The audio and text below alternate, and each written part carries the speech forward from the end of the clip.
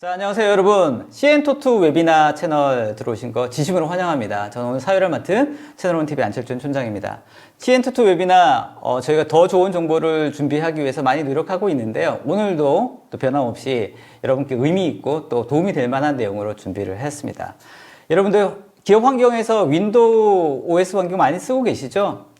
최근에 윈도우 11으로 업데이트된 거 아마 많이들 알고 계실 것 같습니다. 근데 아직도 기존의 윈도우 10을 쓰고 계시는 분도 많이 있을 것 같고요. 윈도우 11 뭐가 좋아졌지?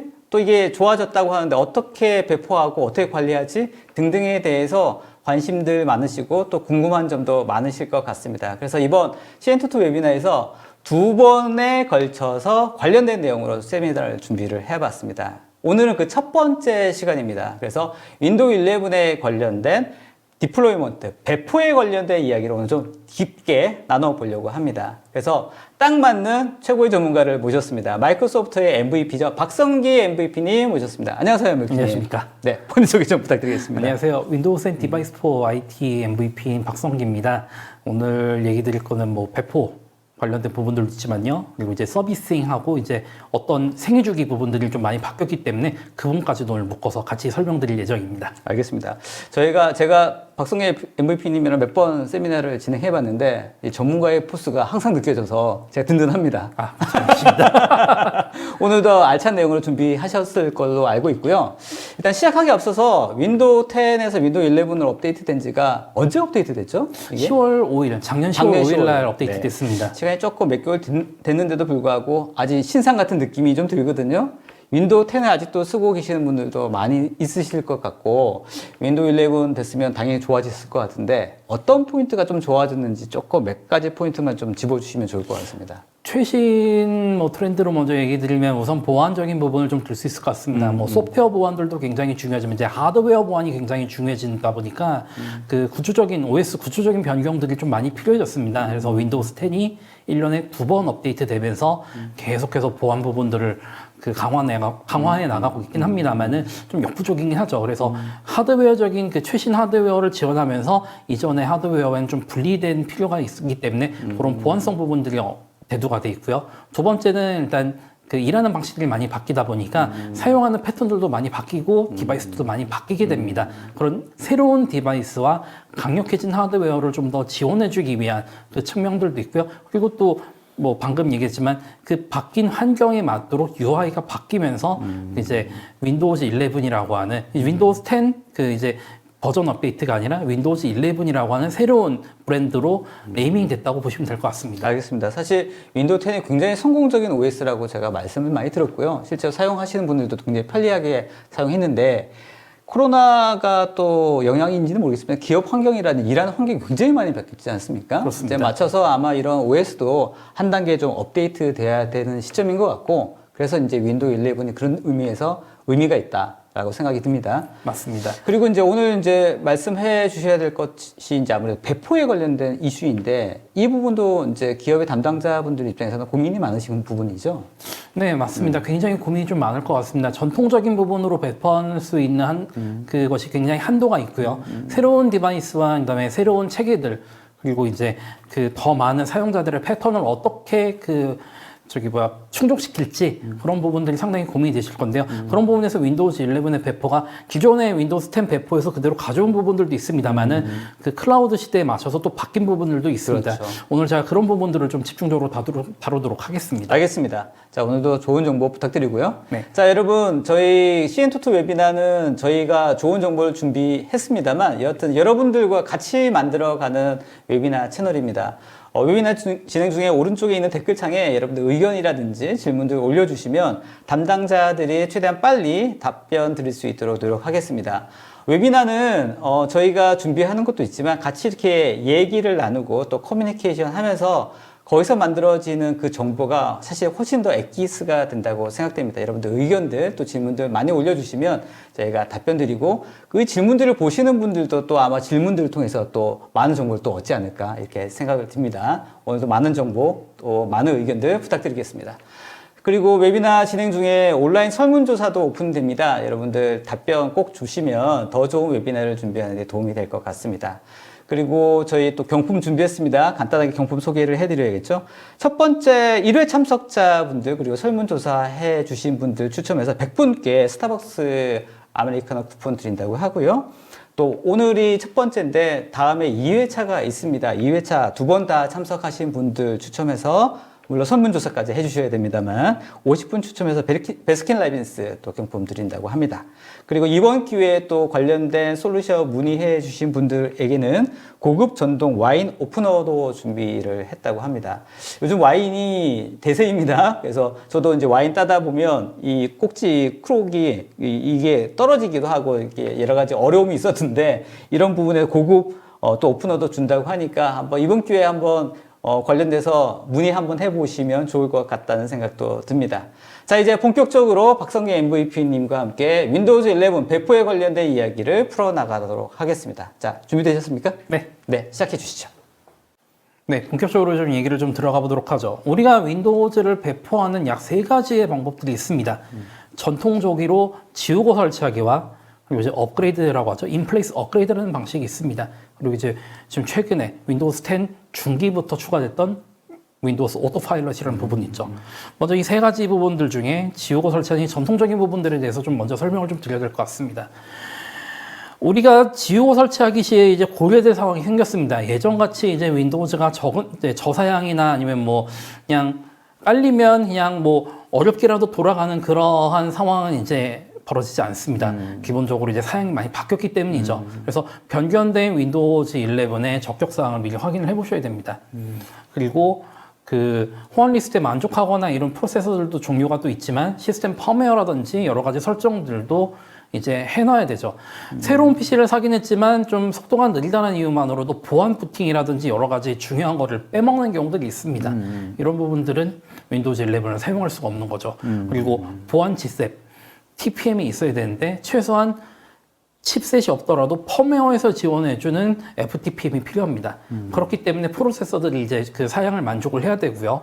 그런 부분 때문에 제가 준비한 것이 있습니다. 그래서 그 요구사항을 다시 한번 좀 봐야 될 필요가 있는 것 같은데요.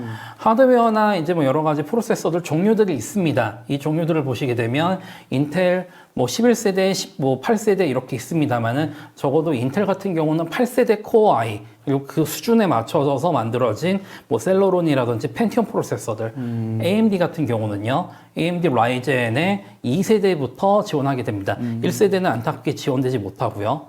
그래서 이런 프로세서 사양이라든지 최소 사양뿐만 아니라 다양한 기능들, 보안적인 기능들을 활용하기 위해서는 여러 가지 사양될 부분들이 좀 있습니다.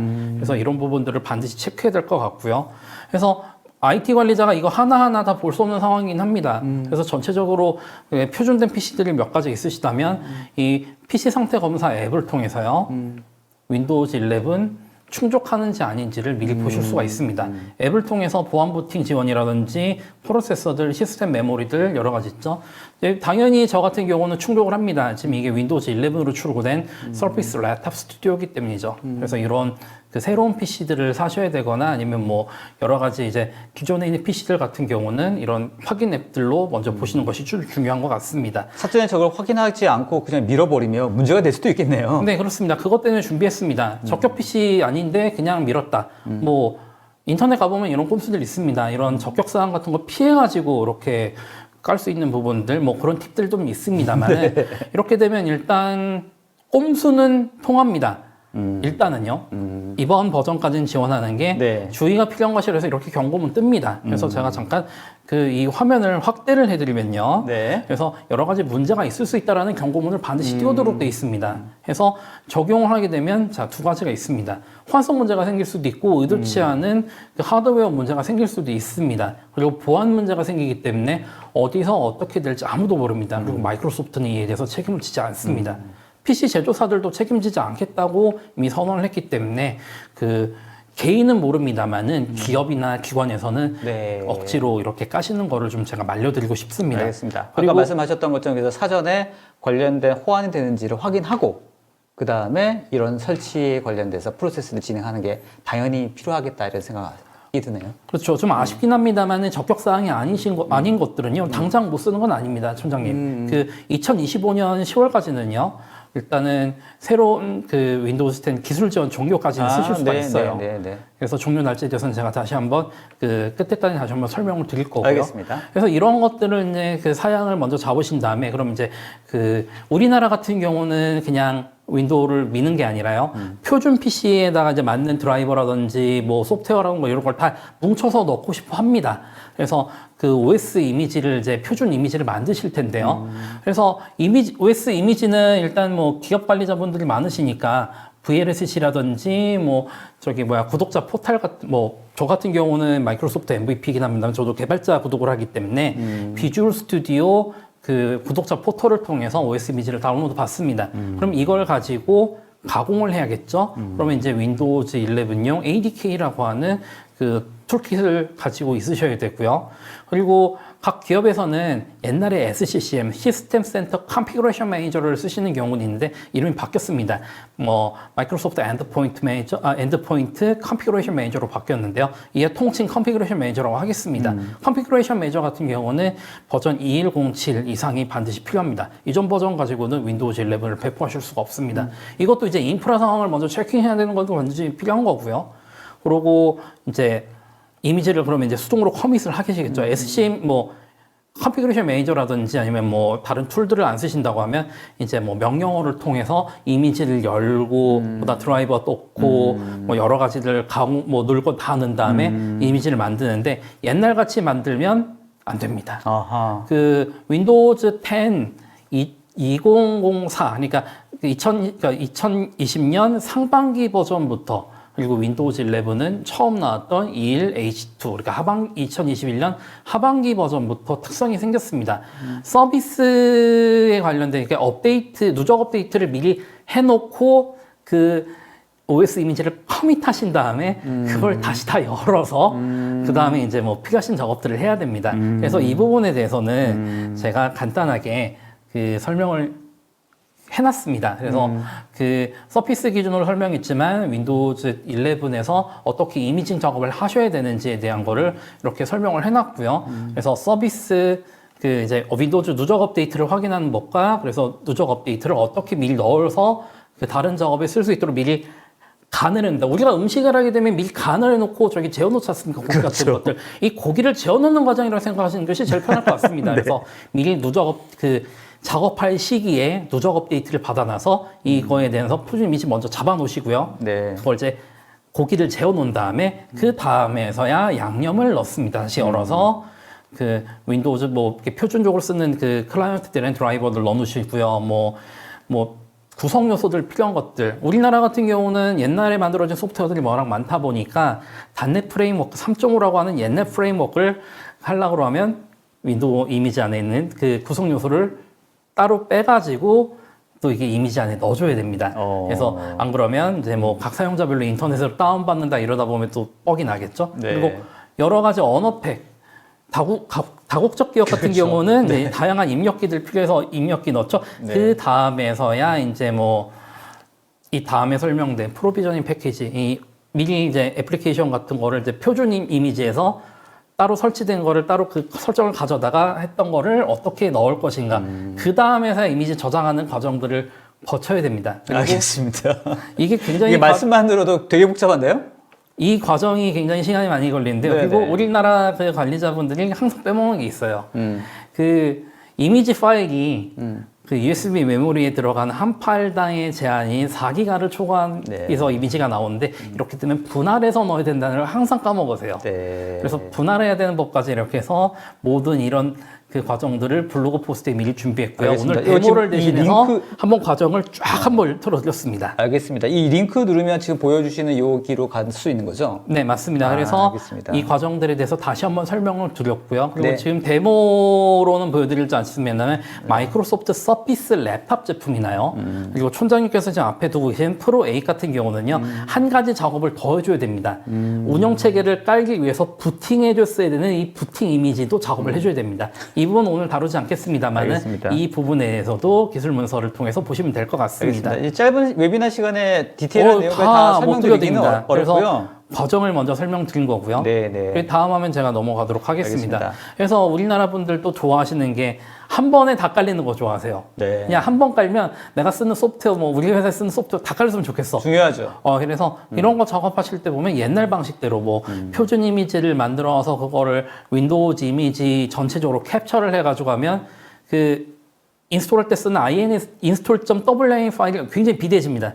이거 잘못하면요.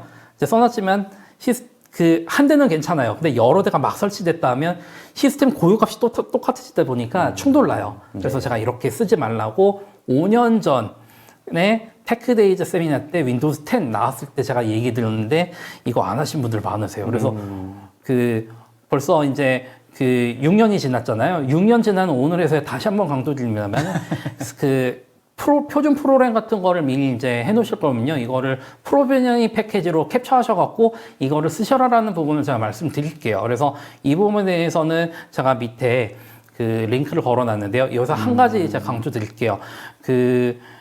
제가 2015년에 스피치 했을 때는 별도의 툴을 통해서 합칠 수 있다라고 말씀을 드리는데요. 이게 캔슬됐습니다. 그래서 이 프로비저닝 패키지를 떴으면요. 다시 아까 설명드렸던 콘솔 명령어를 통해서 이미지 합쳐주셔야 됩니다. 알겠습니다. 그것까지만 제가 말씀드릴게요. 자, 아무래도 이 시간 동안에 이런 디테일한 내용을 다 인지하기는 쉽지 않으시고요. 저희 자료 이거 배포하실 거잖아요. 그렇죠? 그럼요. 네. 자료에는 있고요. 그리고 네. 굉장히 또 중요한 거는 인플레이스 업그레이드인데 이게 옛날 윈도우즈 10 때는 고려사항 아니었어요, 사실. 왜냐하면 옛날에 이제 뭐 윈도우즈 한번 새로 깐다, 업데이트 된다 그러면 그냥 밀고 새로 까는 게 더 낫다라고 이제 얘기되는 게 꼭 맞지 않습니까? 그리고 뭐 그런 분들 많으십니다만은 네. 이게 지금은 윈도우즈 11부터 솔직하게 말씀드리죠. 그냥 뭐 윈도우즈 10이 계속 업데이트 돼서 했던 방식이다 보니까 이제는 지우고 설치하는 것보단요. 인플레이스 업그레이드 계속 해오시는 것이 좋습니다. 윈도우즈 11도 마찬가지예요. 그래서 윈도우즈가 모든 걸 작업을 수행한다는 건 똑같지만요. 제가 여기 추가됐습니다. 기존의 윈도우즈 버전 업데이트와 똑같다는 부분을 좀 더 강조드리고 싶고요. 기존의 장치에 추천드린다는 거. 그래서 여러분들의 그 공력이 소모되지 않고 사용자 데이터를 날렸다라고 원망 듣지 않는 방법이 바로 이 방법입니다. 그래서 알겠습니다. 얘기 계속 진행하도록 하죠. 당연히 인플레이스 업그레이드가 훨씬 수월한 방법이겠는데요? 가장 수월한 방법 네. 중에 하나고 건장한 방법이긴 합니다. 네. 그래서 이제 업그레이드 할 때 고려사항이 있습니다. 네. OS의 아키텍처, 옛날 X86에서 X64, X64, X86 이거 안 됩니다. 윈도우즈 11은요, 달라진 점이 제가 이제 이제서야 설명을 드리는 게 하나 있습니다. 32비트를 더 이상 지원하지 않습니다. 64비트 전용 OS다 보니까요, OS 아키텍처 바꾸실 수 없습니다. 64비트만 바꾸실 수 있고요. USB에 그 윈도우즈 담아가서 쓸 수 있는 윈도우즈 투고라는 기능이 옛날에 있었습니다. 이게 2004부터는 공식 지원이 종료됐기 때문에 11 쓰실 수도 없고 현재 윈도우즈 10에서도 더 이상 지원하지 않습니다. 그리고 바이오스에서 UEFI, 그러니까 옛날 쓰던 그 컴퓨팅 방식에서 새로 나온 컴퓨터 규격으로 바꿨을 때 쓰는 하드디스크를 그대로 썼을 때 옛날 윈도우즈 10 때는 못 쓴다고 말씀드렸거든요. 지금은 변환하셔갖고는 쓰실 수가 있습니다.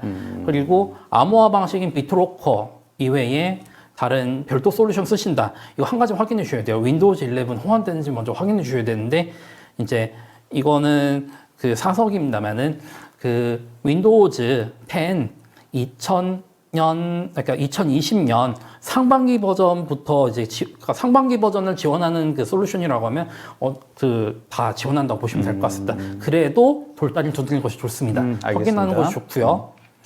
그리고 윈도우즈 10 버전 확인해 주셔야 됩니다. 인플레이스 업그레이드 할 때 너무 낮은 버전에서 바로 안 올라갑니다. 2004까지는 올려주셔야 되고요. 윈도우즈 업데이트 할 때도요. 2004나 아니면 1909까지 한번 거쳐서 갑니다. 그렇게 한다고 보시면 될 것 같고요. 사전에 윈도우 10의 버전이 어느 정도 되어야지 네, 맞습니다. 11까지 인플레이스 업그레이드가 된다 말씀하신 맞습니다. 거죠? 그렇게 보시면 될 것 같고요. 컨피그레이션 매니저 같은 경우는 아까 설명드린 2107부터 지원하고요. 그리고 윈도우즈 11 ADK 필수입니다. 알겠습니다. USB 형태로 해서 디스크 만들어서 배포하는 방식도 있기 때문에 그런 인플레이스 업그레이드 같은 경우는 이걸 모두 고려해야 됩니다. 알겠습니다. 인플레이스에서도 몇 가지 고려사항이 있었다. 이거 기억해 주시면 좋을 그럼요. 것 같습니다. 그렇게 보시면 될 것 같고요. 그리고 이제 이거는 지금 보면 화면은 이제 바이오스 방식으로, 그러니까 8세대 이상 PC를 쓰는데 느리다. 뭐 이렇게 하셔갖고 그냥 옛날 방식대로 이게 설정 바꿔갖고 옛날 방식대로 쓰시는 분들 계세요. 이러면 디스크를 변환하지 않으면 인플레스 업그레이드가 안 됩니다. 그래서 네. OS 업데이트를, 그러니까 뭐 이건 IT 관리자가 작업을 해줘야 되는 건데 이 지금 영상 흐르는 건 뭐냐면요. 그래서 시스템 디스크를 찾고 이게 구조가 어떤지 간단하게 설명드리고 이거를 변환하는 과정들을 모두 담았습니다. 네. 그래서 이 과정들에 대해서는 명령어를 제가 넣어놨지만 제일 중요한 것이 있습니다. 그 시스템 파티션을 바꿨으면요. UEFI 펌웨어에서 레거시 모드를 반드시 꺼주셔야 되고 시큐어부터 켜주셔야 됩니다. 만약 이거를 지원하지 않는 PC에서 이 작업을 하셨다. 재부팅 하시기 전에 모든 데이터를 빨리 백업을 뜨셔야 됩니다. 부팅되지 않기 때문이죠. 그래서 이 과정에 대해서는 그냥 막 작업하지 마시고요. 표준되는 PC 한두 개 정도에서 미리 작업을 해보신 다음에 진행하시는 걸 좀 권장드리겠습니다. 알겠습니다. 굉장히 위험한 작업이기 때문에 네. 제가 주의도 걸어놨습니다. 네, 경고 나갔습니다. 그렇습니다. 그래서 업그레이드 채널에 대해서는 이제 뭐 방법에 대해서 있지만 여러 가지 공식적으로는 열었습니다. 윈도우즈 업데이트에 대한 거를 윈도우즈 기업 내 운영하는 윈도우즈 서버에다가 운영하신 경우 WSUS라고 하죠. 거기서 업데이트는 방식부터 해서 컨피그레이션 매니저 그리고 이제 뭐 그룹 정책이나 이런 걸 통해서 뭐 그리고 이제 클라우드 방식의 엔드포인트 매니저 모든 도구들을 다 지원해서 업그레이드에 대한 분석이라든지 업그레이드를 모두 지원합니다. 그래서 지금 이제 엔드포인트 분석이라는 부분이 있는데요. 이거는 마이크로소프트 365가 아니면 엔드포인트 시큐리티 모빌리티가 반드시 필요한 부분이긴 한데 회사 내에 있는 PC들을 모두 정보를 얻어서 이게 적합한 PC인지 아닌지를 이제 관리자 여러분들이 파악할 수 있습니다. 그래서 제가 이 스크린샷을 확대하겠습니다. 지금은 프리뷰 단계고요. 곧 정식 버전이 순차적으로 배포가 되고 있습니다. 그래서 PC 목록들 읽고 이 PC가 윈도우즈 버전이 현재 무엇인지 그리고 이게 적합한 PC인지 아닌지 이런 것들을 관리자분들이 다 파악하실 수 있습니다. 처음에 제가 이제 첫 슬라이드 때 네. 제가 이게 PC 환경 툴로 통해 가지고 이게 적합한 PC인지 아닌지 본다라고 말씀드렸잖아요. 맞아요. 그거 일일이 다 볼 수가 없으니까 엔드포인트 분석을 써보는 것도 하나의 방법이기도 합니다. 그래서 이제 그러니까 마이크로소프트 엔드포인트 매니저와 클라우드 얘기가 나왔으니까요. 클라우드를 통해서 어떻게 윈도우즈 11을 배포하는지에 대해서 좀 얘기를 좀 드려야 될 것 같습니다. 그래서 두 가지 부분이 있죠. 갑자기 윈도우즈 11이 업데이트 되면 굉장히 놀라실 거 아니에요. 그래서 점진적으로 배포하는 기능 업데이트 배포 관리 통해 갖고 점진적으로 배포하실 수도 있고 가능한 빨리라는 옵션은 제가 좀 권하지 않습니다. 그래서 사내 공지하시고 그래서 특정 날짜에 업데이트 사용할 수 있도록이나 아니면 며칠부터 며칠까지 점진적으로 업데이트한다라는 부분들을 설정하시는 부분들이 일단 하나가 있습니다. 이렇게 하시면 인터넷 속도도 다 차지하는 걸 막을 수도 있고 네. 직원들 원망을 안 살 수도 있습니다. 네. 왜냐하면 단계적으로 업데이트하는 것이 굉장히 중요하니까요. 그렇죠. 마음의 아니면 준비가 또 필요하지 이제 않습니까? 직원 중에서는 지금 당장 어떤 다른 급한 작업이 필요한데 또 업그레이드가 되면 또 작업을 못 할 수 있는 상황도 있으니까 맞습니다. 거기 고려해서 또 이제 배포를 해야 그래서 되지 않겠습니까? 점진적인 업데이트를 걸어두시면 마음의 준비 기간을 잡으실 수가 있다는 부분도 있습니다. 네. 하지만 이제 뭐 적격 PC를 다 쓰고 계신데 그냥 윈도우즈 10을 쓰고 계셨다면 윈도우즈 업데이트 정책이 따로 있는데 이 업데이트 정책 내 옵션 하나 생겼습니다. 이게 올 1월에 생긴 부분이고요. 그래서 윈도우즈 10 장치를 최신 윈도우즈 11 릴리즈로 업그레이드하는 부분이 있습니다. 이렇게 잡아놓으시면요. 윈도우즈 업데이트에 바로 적용이 돼서 배포가 됩니다. 이렇게 되면 다 업데이트가 되는 거죠. 그래서 적격 PC가 아닌지 뭐 이렇게 파악하는 것도 중요하지만 새로운 이제 최근 1, 2년 내에 샀다라고 하면요. 기능 업데이트 먼저 테스트해 보시고 점진 업데이트 거시는 걸 전 추천을 드립니다. 그래서 이제 마지막 배포 방식인데요. 새로운 장치 아니면 포맷한 장치. 그러니까 이제 지우고 설치하기와 기존에 아니면 있는 새로 버전에서. 나온 PC에 묶어서 얘기 드리는 건데요. 서피스 웨비나 때 말씀드렸던 윈도우즈 오토파일럿이 윈도우즈 11의 하나의 배포 방식으로 보시면 될 것 같습니다. 세 장치 추천을 드리고요. 윈도우즈 10도 오토파일럿으로 배포하는 단계 때 어떻게 윈도우즈 11이 업데이트 되는지 다시 한번 설명을 드리도록 하죠. 그래서 오토파일럿이라고 하는 것들은 당연히 이제 지난번 설명드렸지만 엔드포인트 매니저나 이제 컨피그레이션 매니저에서 설정했던 부분들을 이제 엔드포인트 매니저와 연동해가지고 이 정책들을 통해서 아이디로 로그인하면 회사에서 내렸던 그 정책, 소프트웨어, 그리고 이제 뭐 필요한 보안 정책 같은 것들을 한 번에 다 내려줍니다. 그럼 다 세팅이 되겠죠. 그리고 사용자는 포맷했을 때 자동 세팅되거나 아니면 새로운 장치에 됐을 때 그냥 받아서 로그인하면 되는 이러한 방식이긴 합니다만 윈도우즈 11에서는 아까 설명드렸죠. 업데이트 정책을 넣으시게 되면요. 윈도우즈 10을 만약 그 배포하셨다. 근데 정책은 윈도우즈 11 업데이트 정책이 걸려 있다고 하면요. 화면의 오른쪽에 보시는 것처럼 다음 버전의 윈도우즈는 다음과 같습니다 해서 이렇게 해서 윈도우즈 11 업데이트 선택이 나오거나요. 아니면 강제 업데이트 정책이라면 이것도 안 나옵니다. 그냥 윈도우즈 업데이트에 윈도우즈 11 바로 뜹니다. 그러면 이제 당연히 사용자들은 바로 이제 뭐 일정 시간 지나면 업데이트 되겠죠. 아니면 새 장치를 하고 아니면 뭐 시스템을 초기화한다고 하면 지난번 설명드렸던 업데이트 뭐 로그인만 하면 관련된 정책을 가지고 와서 관련 소프트웨어라든지 여러 가지 뭐 정책들을 한 번에 싹 뿌릴 수 있는 거죠. 윈도우즈 11 프로로 그 출고된 기기를 우리는 이제 정책 때문에 마이크로소프트 365, E3나 E5를 쓴다고 하면 윈도우즈 11, 윈도우즈 10 엔터프라이즈가 되겠죠. 요거에 대한 버전 업데이트까지 정책이 내려가다 보니까 그 IT 관리자가 크게 손댈 것도 없고 사용자도 손댈 것이 없다라는 배포 부분들이 있는 거죠. 그래서 이러한 세 가지 배포 방식들이 있습니다만은 옛날에 쓰던 방법이지만 좀 어느 정도 일정 부분 바뀐 부분들 네. 그리고 이제 뭐 기존 거 같지만 사실은 새로 바뀐 부분들에 대한 그 배포 방법들을 좀 얘기했는데 그럼 이제 관리는 어떻게 할 것이고 여러 가지 부분들이 또 걱정되는 게 있어요. 윈도우즈 10처럼 그러면 2번 업데이트 되는가 바뀌었습니다. 그래서 생애 주기 부분을 설명을 드려야 될 것 같아요. 네. 윈도우즈 10 같은 경우는 기존에 이제 윈도우즈 10 홈 같은 경우는요. 버전 출시하고 나서 18개월의 생애 주기를 갖습니다. 근데 이제 윈도우즈 10 뭐 프로나 프로도 뭐 마찬가지면 볼륨 라이센스 아니면 기업 정책을 따로 설정한 경우 엔터프라이즈 에듀케이션 같은 경우는요. 일단 상반기 버전은 그러니까 우리가 이제 4월이나 5월 정도 나오는 그럼 이제 H1이라고 그러거든요. 상반기. 예, 그러면 이거는 그 18개월에 똑같은 이제 그 컨슈머 에디션과 똑같은 생애 주기를 갖고요. 하반기에 나오는 AC2 같은 경우는 30개월의 그 수명을 갖습니다. 근데 이게 관리가 되게 힘들었어요. 그러면 이제 기업에서는 하반기 버전 위주로 이렇게 배포합니다만은 이게 또 문제가 발생하겠죠. 새로 나온 PC인데 상반기 버전으로 출고됐고 이 이전 그러니까 작년에 하반기 버전은 설치하면 좀 이렇게 느린 경우가 있어요. 이러면 IT 관리자 미칩니다. 너무 힘든 거죠. 그리고 개발하는 쪽도 너무 힘들겠고 그리고 관리하는 쪽도 너무 이제 IT 관리자 여러분들 너무 힘들다 보니까 바뀌었습니다. 윈도우즈 11부터요. 1년에 한 번 정도 하반기 버전만 나오고요. 컨슈머 버전은 좀 길어졌어요. 버전 출시 이후에 24개월의 수명을 가지고요. 커머셜 에디션은 36개월의 수명을 갖습니다.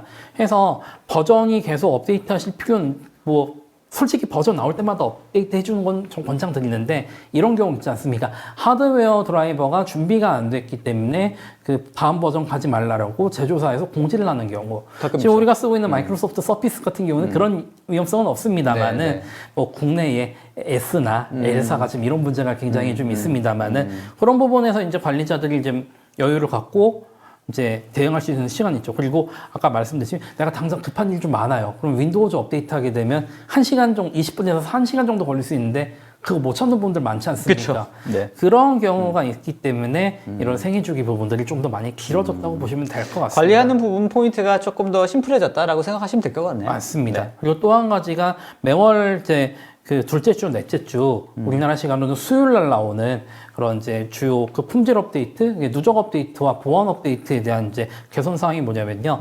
덩치가 너무 크다는 거죠. 한 번에 받을 때마다 200메가, 300메가 한 번 계속 받아야 되느냐.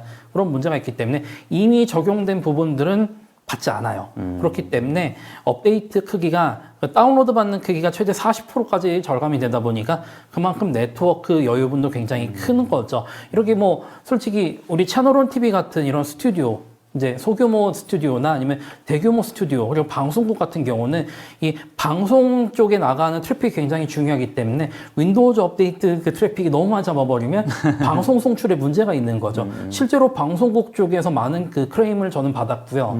이런 부분에 대한 걸 저도 이제 본사에 좀 얘기합니다만은 이런 부분이 미리 준비가 돼 있었더라고요. 해서 뭐 항상 이제 설치 부분들이 좀 더 원활해지고 빨리 설치되고 그리고 네트워크도 적게 잡는다는 부분들이 개선 사항으로 보고 될 것 같습니다. 중요한 포인트네요. 그렇죠. 네. 근데 이제 이런 부분 있지 않습니까? 업데이트가 미리 되기 전에 미리 IT 관리자는 미리 좀 봐야 돼요. 오늘 아침에 업데이트 됐다라고 하는데 오늘 업데이트하고 우리 옵솔루션이랑 충돌이 나요. 회사 안에 사내 인트라넷과 충돌 납니다. 그럼 어떻겠습니까? 큰일 나죠. 그러다 보니까 인사이더 업데이트라는 걸 통해서 중요한 부분들을 미리 보셔야 될 것 같습니다. 그래서 여기 인사이더 업데이트, 윈도우즈 인사이더 업데이트, 오피스, 그리고 이제 엣지 크게 세 개의 부분들도 있고 사실 엔드포인트 매니저나 뭐 다른 것들도 인사이더가 있습니다만은 그냥 정체 통틀어서 왜 IT 관리자 여러분들이 이런 수명 관리 주기와 이 배포 부분에서 이 상황을 알았으니까 그러면 인사이더도 왜 써야 되는지를 제가 설명드리고 싶어요. 이 미래를 볼 수 있는 마법 수성수성과 같다라고 본사에서 얘기하라고 하더라고요. 참 우리나라와 안 맞습니다. 근데 이게 진짜 D 모사에서 나오는 그 알라딘 같은 그런 네. 이제 그거라고 보시면 될 것 같고요. 앱과 인프라 제대로 보는지를 보실 수가 있고 미래에 어떻게 이제 설계되는 걸 보실 수 있습니다. 당장의 품질 업데이트뿐만 아니라 버전 업데이트도 보실 수가 있는 거죠. 그래서 인사이더 업데이트까지의 수명 주기를 보면요. 인사이더 업데이트가 먼저 시작되기 전에 OS 업데이트나 아니면 그 여러 가지 앱들 이런 걸 확인해 갖고 실제 배포 전에 플라이팅도 해보는 거죠. 회사 내에서 IT 좋아하고 이렇게 미리 봐줄 수 있는 사람들한테 미리 좀 배포해줘요. 그러고 피드백을 받죠. 사내 피드백을 받고 그 개발자들도 마찬가지로 준비를 하고 이렇게 해서 하드웨어가 바뀌어야 된다는 경우는 우리가 이런 하드웨어가 안 되니까 이런 하드웨어는 이번 올해 말에는 바뀌어야 된다라고 해서 미리 이제 그 계획을 잡는 거죠.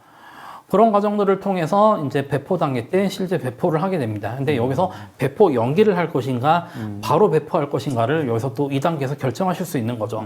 그래서 윈도우즈 인사이트 때부터 서비스 종료까지 이 개발 프로세스와 함께 여러분들도 수명 주기를 잡으셔야 된다는 것들입니다. 알겠습니다. 그래서 일하는 방식들이 사실은 그 하나의 윈도우즈 10이 나왔다, 11이 나왔다 해서 한 번에 갈아엎는 프로젝트가 아니고요. 11도 마찬가지예요. 계속 버전이 바뀌는 거다 보니까 데스크탑 서비스 프레임워크, 프로세스화해서 업무에 만드셔야 된다는 부분이고요. 계획부터 광범위 배포까지 여러분들이 이러한 업무 프로세스를 만드셔야 여러분들도 굉장히 일하시기 편하지만 그 문제점이 생기지 않는다라는 거죠.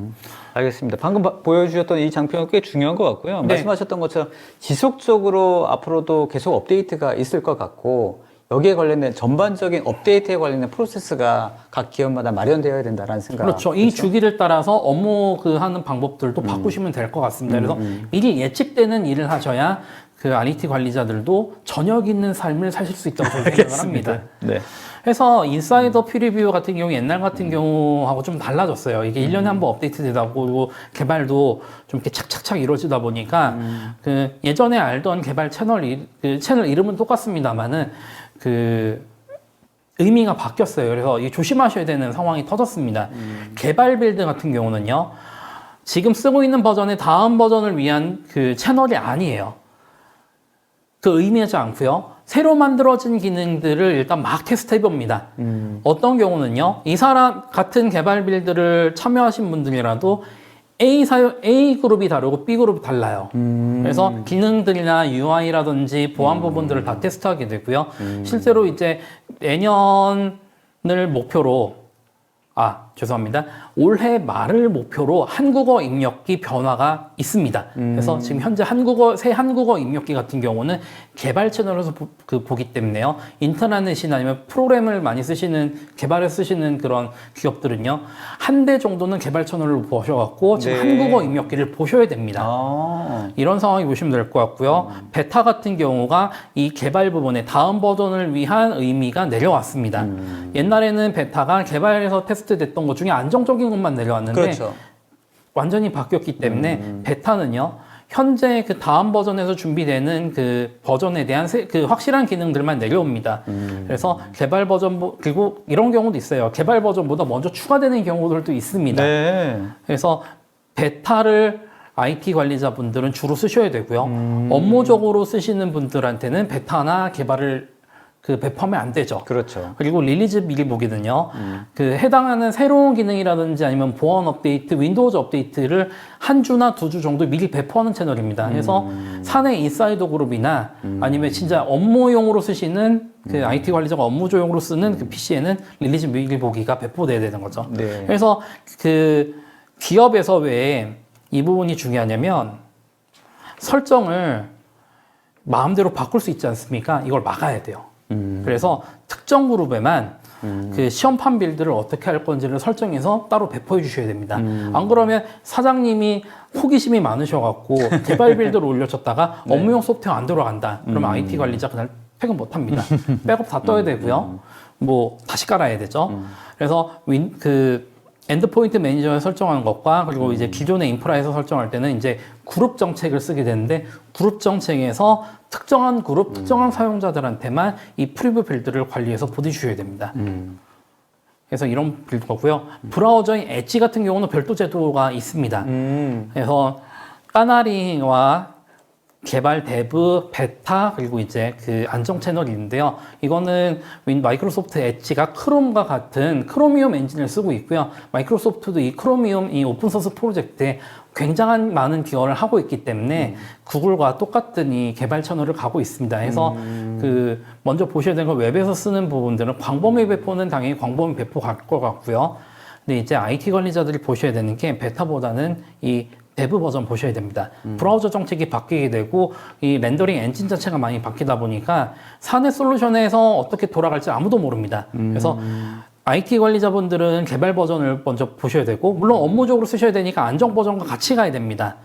그리고 까나리 같은 경우는 실험적인 기능인데 이거는 배포가 아니고 그냥 설치하시면 되는데 굉장히 불안합니다. 그래서 IT 관리자나 개발자분들은 이건 실험적인 기능으로 보실 때만 쓰셔야 된다라는 것들 제가 그래서 사용 대상과 마이크로소프트에서 어떻게 지원해 주는지를 이제 함께 적었고요. 알겠습니다. 엣지 관련돼서도 이렇게 다양한 버전들이 나오는군요. 다양한 개발 채널 버전이 있고요. 그리고 엔드포인트 매니저를 통해서도 인사이더를 배포하실 수가 있습니다. 안정 버전뿐만 아니라 네. 특정 분들한테 베타나 아니면 데브를 함께 설정하는 건데 이건 좀 다른 부분이 있습니다. 이렇게 엣지 개발자 버전이나 아니면 까나리를 깐다 그래서 기존에 있는 안정 버전이 없어지는 건 아니고요. 안정 버전 따로 쓰실 수 있고 개발 버전 따로 쓰실 수 있고 까나리 따로 쓰실 수가 있습니다. 그래서 배포된 부분들을 이렇게 쓰실 수가 있습니다. 그래서 업데이트부터 서비싱 구조들, 라이프 사이클 그리고 이제 윈도우즈와 엣지 인사이더에 대해서 여러분들이 왜 참여하셔야 되는지 그리고 어떤 걸 보셔야 되는지 설명을 드렸고요. 네. 오늘 좀 얘기를 좀 다 못 드린 것 같아서 좀 답답하긴 합니다만은 네. 그래서 제가 밑에 링크도 달아놨지만 더 많은 질문들을 보시거나 아니면 주요 문서를 보실 거면요. 윈도우즈 11 IT 프로 문서가 많이 한글화가 됐습니다. 그래서 직접 보시거나 아니면 윈도우즈 IT 블로그가 사실 영어긴 합니다만은 팀에서 공식적으로 내보내는 내용이다 보니까 일주일에 2번 정도는 보시는 걸 좀 권장드릴게요. 그리고 저나 아니면 다음에 설명 주실 이준영 MVP님한테 직접 질문하실 분들은요.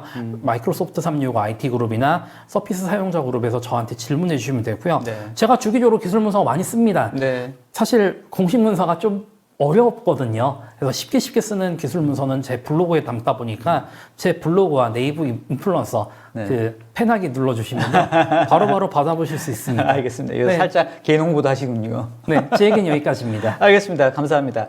말씀을 듣다 보니까 전반적으로 윈도우 11에 대한 배포에 관련된 다양한 이야기, 기존의 10 대비해서 똑같은 부분도 있고 또 이제 달라진 부분도 있고 그 이후에 또 상세한 부분들도 있는데 아까 이제 지우고 설치하기 또 인플레이스 또 윈도우 오토파일럿 등등이 있는데 그게 이제 기업의 어떤 환경마다 아니면은 조직의 어떤 상황마다 다 다르겠죠. 어떤 맞습니다. 게 가장 좋은지가 그렇기 이제 정답이 때문에 있는 건 골라서 이제 설치할 수 있는 방법들을 전통적인 방식과 새로운 방식을 모두 지원하게 되는 거고요. 그리고 이제 기존에 불편하고 이렇게 좀 왠지 다시 밀고 싶다라고 하고 그렇게 들었던 인플레이스 업그레이드가 지금 여러분들 인플레이스 업그레이드를 계속 써왔기 때문에 인플레이스 업그레이드도 가장 먼저 그 고려해 볼 수 있는 상황이고, 그 다음이 이제 그 지우고 설치하기와 오토 파일럿이라는 부분들 이렇게 좀 강조드리고 싶습니다. 알겠습니다. 인플레이스 업그레이드를 한다 하더라도 아까 고려 사항들이 몇 가지 있었으니까 네, 맞습니다. 미리 윈도우즈 체크를 해주셔야 11의 되고. 적격사항이 맞아야 된다라는 거는 꼭 말씀드리고 싶습니다. 네, 알겠습니다. 다음 시간에도 뭐 설명을 드리겠습니다만 기본적으로 윈도우 10 대비해서 윈도우 11이 가지고 있는 다양한 또 장점들이 있기 때문에 아마 많은 분들이 이 윈도우 10에서 11 검토하실 것 같고요. 일단 첫 번째로 해야 될 게 말씀하셨던 것처럼 배포를 해야 되지 않습니까? 네, 그리고 배포하기 전에 먼저 해야 되는 거는 적격사항 확인. 그렇죠. 그렇죠. 그래야 적격사항이 아닌 것들은 새로운 PC를 구매를 하셔야 된다라는 부분이죠. 네, 알겠습니다. 그리고 또 사전에 그 아까 슬라이드였나 몇 번째 슬라이드인지 기억이 정확히는 안 납니다만 이런 업데이트라든지 또 관련된 이런 배포라든지 이런 것들이 하나의 시스템으로 돌아갈 때, 왜냐하면 한 번으로 끝나는 게 아니지 않습니까? 맞습니다. 그렇죠? 그래서 업무 사이클 구조라고 생각을 해주시면 될 것 네, 같습니다. 네, 네. 그래서 OS의 라이프 사이클로 제가 설명드렸지만 저는 여러분들이 일하셔야 되는 그 라이프 사이클과 업무 프로세싱이라고 저는 보고 있고요.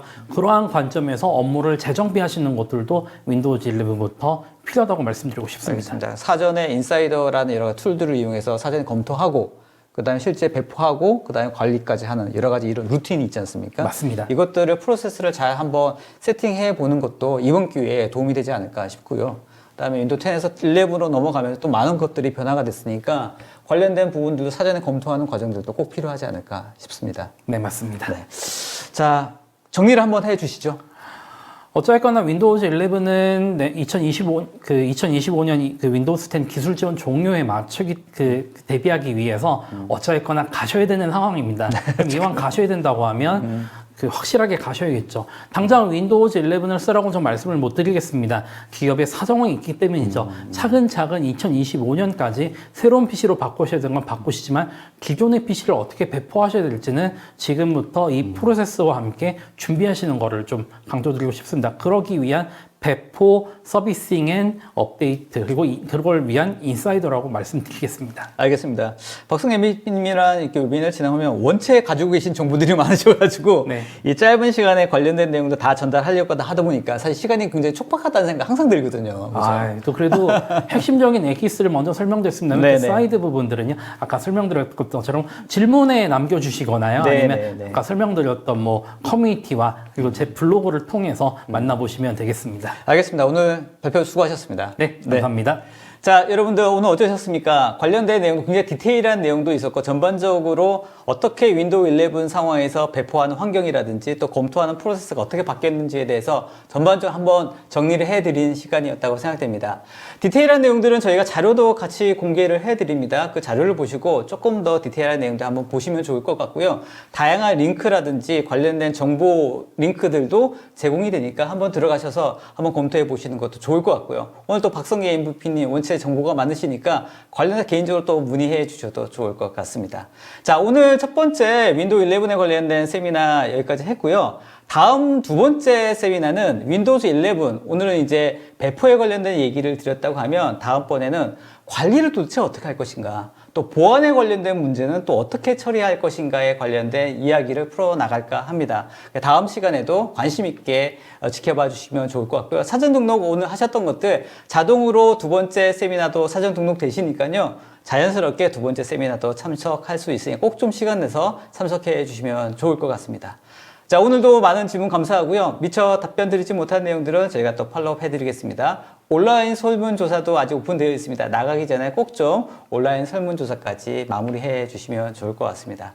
자, 코로나가 아직도 기승인데요. 여러분들 항상 건강 조심하시고요. 저희는 두 번째 윈도우 11 세미나에서 찾아뵙도록 하겠습니다. 자, 오늘 끝까지 참여해 주신 여러분 감사합니다. 자, 박성현 PD님 수고하셨습니다. 네, 감사합니다. 네.